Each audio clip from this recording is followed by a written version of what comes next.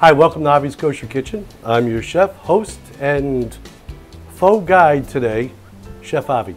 Now, I'll explain the whole idea of faux in a minute because there's nothing fake, but there's a lot of fake going on today. First, we're going to say, l'chaim, this is real. Beautiful Cabernet we're going to have, and it's going to absolutely complement, and I'm going to tell you why you want to pick a good wine in a minute for what we're about to make. So let's say, l'chaim, baruch atah Adonai Eloheinu melech haolam borei pri hagefen.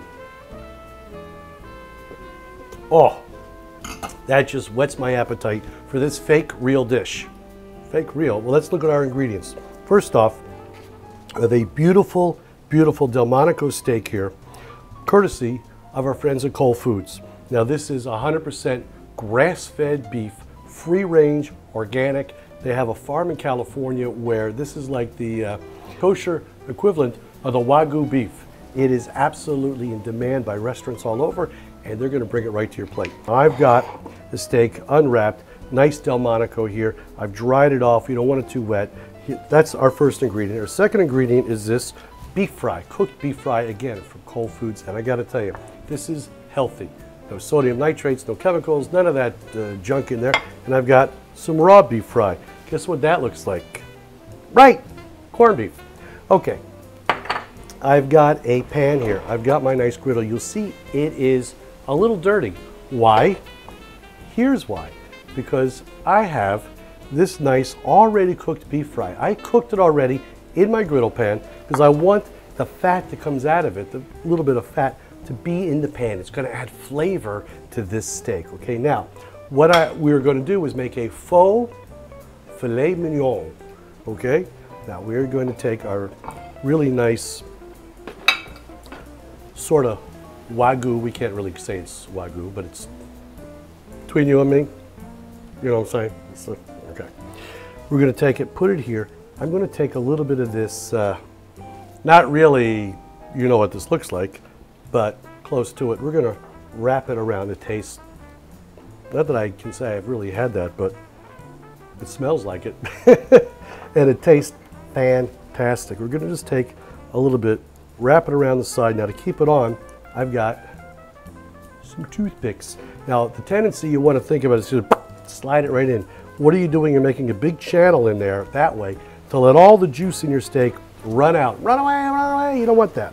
You want to just take it and sort of do a little bit of a stitch, sort of like you were a basting stitch, I think they call it in sewing, something like that, just like you're sewing a little something on.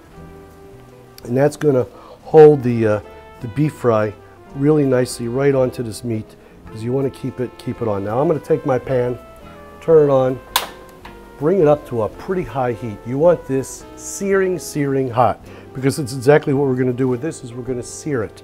Now before we sear it, we want to season it, okay? Got some nice kosher salt here. You want to use kosher salt because the salt itself actually sticks to the beef better, or to the meat, or whatever you're cooking, than regular table salt. It's a bigger granule, and it's made to stick to the meat.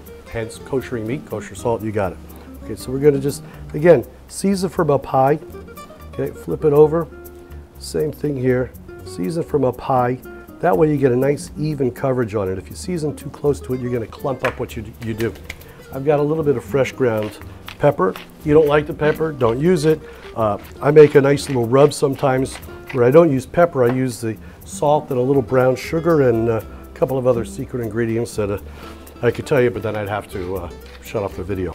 Anyhow, season that up. I've got a little bit of canola oil in here. You want to put a little bit of oil because you don't want things to, you don't want the meat to stick. And you want to use a good high temperature oil like canola oil, which stays and doesn't burn at a high temp. A lot of the other oils, olive oil for example, something like that, is a low temperature tolerant oil. In which case what's going to happen is if you use that, it's going to start to burn, and that burning is going to affect the meat. Now remember, we've got that oil, we've got a little bit of the fat from the beef fry that we did before, and now we've got our steak, and we now listen to this, wait for the sizzle, here it comes. We're going to just take this, lay it on. There we go. Now, when that's sizzling, first thing a lot of people want to do, take their tongs, okay, let me see how it's going. Forget about it, let it sit. a minute, minute and a half, something like that. Now some people will tell you let it sit 3 minutes and then flip it. I have found personally that if you let it sit a minute, flip it, flip it, flip it, about a minute each time, because what happens is the heat underneath it hits the blood, or the blood hits the heat, and the blood wants to run away. It goes, ah, and it rises up to the top. Okay, so if you keep it on there for 3 minutes, you're really cooking something without any juice in it at that point. It's starting to leave it boil up, right? We know that's what happens. So by flipping it, it keeps it a little bit more evenly juicy and moist. Now I've got an oven preheated to 350. So what we're going to do is we're just going to sear this. Then it's going to go into my 350 oven for 2 minutes, something like that, 2.5 minutes. One thing to keep in mind, let's flip it. There we go. We're already getting a nice sear going on this. One thing to keep in mind here is that this 100% grass-fed beef, now remember 100% means it's never eaten grains and corn and stuff like that. It's always eaten grass, which makes it a leaner beef, also lower in cholesterol. But because of the farming techniques that are used, particularly in the farm in California where this comes from, it's not any tougher. In fact, it is nicely marbled and really soft. If you feel the meat when it's raw before it's cooked, really is soft, which really tells you that these cows out there had a very luxurious life. They didn't have the tension and the stress of being penned in with a bunch of other animals like so much of the beef that we normally get is. Now sometimes people will say, okay, you know, I'm going to sear this beef fry on the sides, and you could do that if you want. I find that just in the pan and then in the oven really gives it a nice sear. One thing I'm going to do now that I've flipped it, I've got a little bit of margarine. We know in a kosher kitchen we can't mix meat and dairy together. Okay, so we use margarine, which is parve. It's neither meat nor dairy. It's made from vegetable. I'm going to put a little bit in the pan right next to it. It's going to smoke up, but it's going to add a little bit of flavor here to it. We're just going to put that right underneath it like that. I've found there's a lot of different margarines. Check out the different brands. Find one that you like. You know, some of the, I've tasted some that taste awful. You don't want to use them. Better not to use them. But if you get a good one, you're really happening. Swirl that around. We did about a minute. Let's flip it, take a look. You got, again, a nice sear. And you can see that the beef fry is starting to get nice and happy there. We're going to let this go for about another 30 seconds. I can see in between here that while it's got a nice sear going, the inside is still really nice and pink. Okay? I'm going to take this right from the stove top here. Good. And I'm going to put it right into the oven. 350-degree oven. Let's go. Turn off our burner. And now we're going to wait.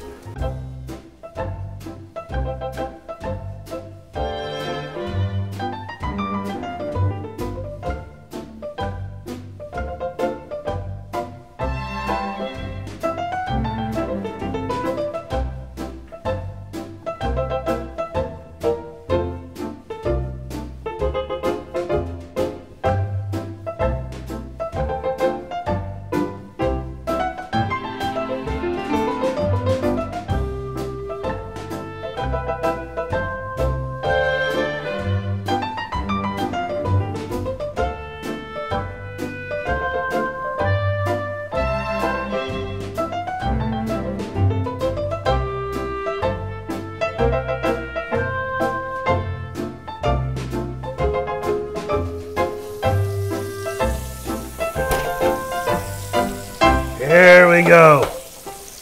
Feast your eyes on this. Now the first thing I want to do is I want to take a nice plate. I'm going to take my steak right off, put it on my plate. I don't want it to stay in the heat any longer than it has to. We have these drippings. You may want to pour it on top. I got something better for you. I've made a compound margarine. Usually it's a compound butter, but again, meat, milk, we're using a margarine. Really good organic, beautifully tasting margarine. And I've just put in a little bit of basil, a little garlic, a little salt, just kicked it up with some nice fresh herbs, and that goes right on top of our steak. And while it's hot, it just melts right over it and gives us a nice flavor. And while that's happening, our toothpicks come out.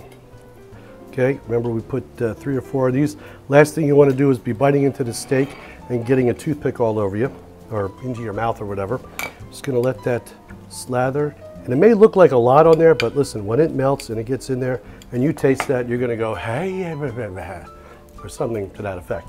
Now you wanna make sure you have a really nice glass of red wine with this, my opinion. I like a Cabernet because it's a piece of meat. Cabernet is really good with it. Bear in mind that wine with your steak is like another spice.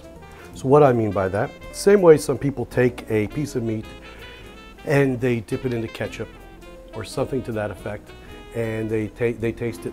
This is, you take your piece of meat, take your taste, and then savor the wine. The wine complements the meat complements the wine, and together you've got a combination that just makes you go, hey, this is so good, the kids are going to bed early tonight, trust me.